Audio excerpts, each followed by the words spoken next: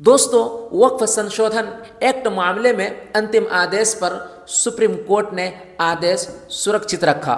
जी हाँ दोस्तों, जानिए किसने क्या कहा। दोस्तों, सरकार ने सुप्रीम कोर्ट में कहा कि वक्फ बाय यूज़र के रजिस्ट्रेशन को 1923 के कानून में भी ज़रूरी रखा गया था। 102 साल से जिन लोगों ने रजिस्ट्रेशन नहीं करवाया, तो मेरा क्या गलती है, मेरा क्या कसूर है। जो लोग उस वक्त नहीं करवाया, तो अब वही लोग विरोध कर रहे हैं। ये सरकार का कहना है, ये सरकार कह रही है, ये सरकार की वकील कह रहे हैं। 100 साल पहले भी ज़मीन रजिस्ट्रेशन होता था, लेकिन आप लोगों ने नहीं करवाया, तो मैं क्या करूं। क्या 100 साल पहले ज़मीन की रजिस्ट्रेशन होती थी? हमें ज़रूर बताएं। दोस्तों, वक्फ संशोधन एक्ट मामले पर अंतिम राहत के मुद्दे पर सुप्रीम कोर्ट ने आदेश सुरक्षित रख लिया है। जी हाँ दोस्तों, चीफ जस्टिस BR गवई और जस्टिस मसीह की बेंच ने लगातार 3 दिन तक वक्फ पर सुनवाई की। लगातार 3 दिन तक बहस हुई। कोर्ट ने कानून पर रोक की मांग कर रहे हैं। याचिकाकर्ताओं से कहा कि संसद से बने कानून को अंतिम फैसला होने तक संवैधानिक माना जाता है।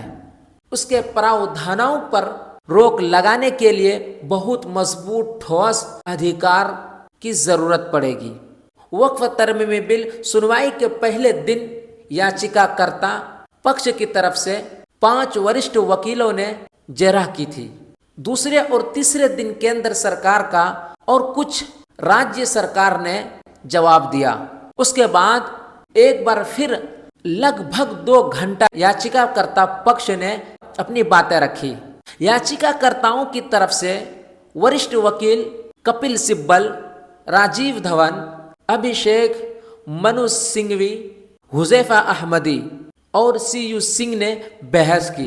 केंद्र सरकार की तरफ से मुख्य रूप से जनरल तुषार मेहता ने पक्ष रखा। सीनियर वकील रंजीत कुमार, राकेश द्विवेदी, नेंदर सिंह और गोपाल शंकर नारायण ने उनकी हिमायत में मुख्तसर दलाइल पेश किए। याचिकाकर्ता पक्ष ने वक्फ बाय यूजर के रजिस्ट्रेशन के अनिवार्य बताए।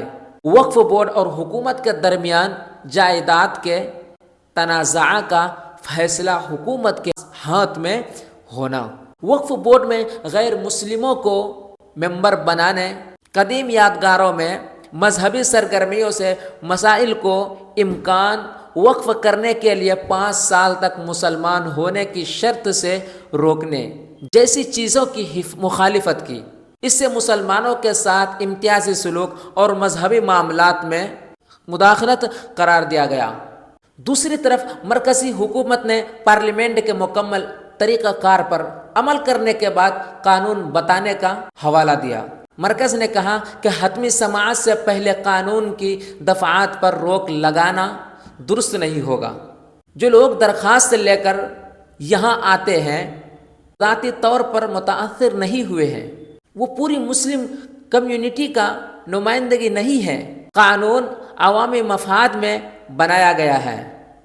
पुराने कानून में मौजूदा बेज़ाब्तगियों को दूर कर दिया गया है। और हुकूमत ने कहा कि वक्फ इस्लाम का लाजमी हिस्सा नहीं है, इसे बुनियादी हुकूक का दर्जा नहीं दिया जा सकता।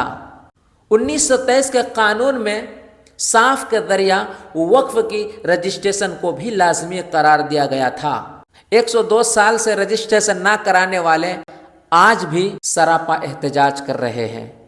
अगर जायदाद उनकी नहीं है, तो उसे समाजी बहबूदा के लिए इस्तेमाल किया जाए। इससे पहले सिर्फ मुसलमान ही वक्फ कर सकते थे, लेकिन वक्फ एक्ट 2013 में गैर मुस्लिमों की जायदादों को भी वक्फ तस्वुर करने का इंतज़ाम किया गया। उससे बेहतरी लाते हुए वक्फ के हुसूल के लिए कम अज़ कम 5 साल तक मुसलमान रहने की शर्त आयद की गई है। आइन कबाइलियों की ज़मीन का भी तहफ़्फ़ुज़ करता है। इस कानून से भी ऐसा ही किया गया है। वक्फ बोर्ड में महदूद अरकान होंगे जिनमें रूल भी बहुत महदूद होगा। नए वक्फ कानून से कदीम यादगारों में मजहबी सरगर्मियों पर कोई फर्क नहीं पड़ेगा। और फिर तमिलनाडु का हवाले देते हुए कहा, पूरे गांव पर वक्फ का दावा।